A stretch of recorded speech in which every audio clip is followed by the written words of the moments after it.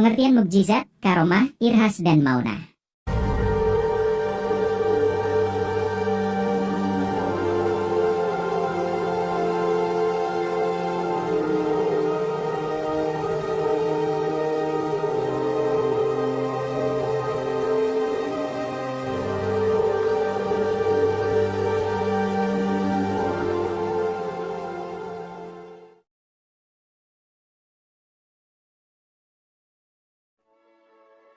Satu mukjizat.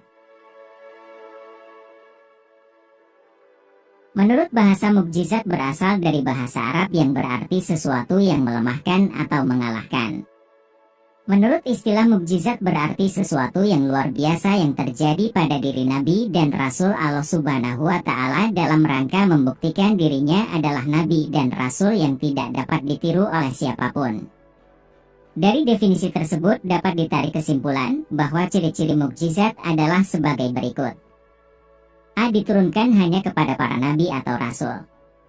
B. Merupakan kejadian luar biasa di luar kemampuan manusia. C. Diturunkan sebagai bukti kekuasaan Allah Subhanahu wa Ta'ala. D. Diturunkan sebagai bukti kenabian atau kerasulan. E. Bertujuan untuk memperlemah orang kafir atau memecahkan masalah kaum muslimin. Mukjizat dibagi menjadi dua macam, yaitu A. Mukjizat kauniyah adalah mukjizat yang tampak. Mukjizat ini dapat dirasakan atau ditangkap oleh panca indera. Mukjizat kauniyah disebut juga mukjizat terbatas. Artinya di luar kemampuan manusia, terjadi hanya sekali dan dalam satu tempat, tidak bisa diulang dan tidak bisa dipelajari. Contoh mukjizat Nabi Isa yang dapat menghidupkan orang mati dengan seizin Allah Subhanahu wa Ta'ala. B. Mukjizat akliyah, yaitu mukjizat yang hanya dapat dipahami oleh akal pikiran.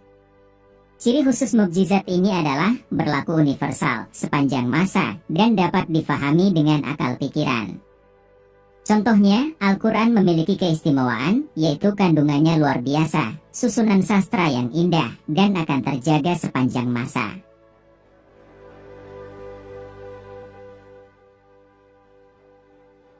Dua kejadian-kejadian luar biasa selain mukjizat. Selain mukjizat, ada juga kejadian luar biasa yang harus kita pahami, diantaranya adalah A. Karomah. Karomah adalah kejadian luar biasa yang dianugerahkan Allah kepada seseorang yang soleh dan taat kepadanya. Jadi karomah hanya diberikan kepada hamba-hamba pilihan Allah Subhanahu wa Ta'ala, termasuk waliullah, kekasih Allah Subhanahu wa Ta'ala. Syarat-syarat terjadinya karomah antara lain. 1. Orang yang mendapat karamah bukanlah seorang rasul nabi. 2. Tidak memiliki syarat khusus berupa doa, bacaan, ataupun zikir khusus. 3. Terjadi pada seorang hamba yang syalih, baik dia mengetahui terjadinya karomah tersebut ataupun tidak.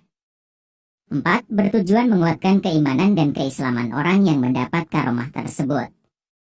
5. Diberikan Allah Subhanahu wa Ta'ala kepada hamba-hambanya yang benar-benar beriman serta bertakwa kepadanya. B. Irhas. Irhas adalah kejadian atau hal-hal yang istimewa terjadi pada diri calon rasul. Irhas terjadi sebelum seorang rasul dinyatakan kerasulannya oleh Allah Subhanahu wa Ta'ala. C. Maunah. Maunah adalah kemampuan luar biasa yang diberikan Allah kepada seorang mukmin untuk mengatasi suatu kesulitan. Maunah terjadi pada orang biasa berkat pertolongan Allah.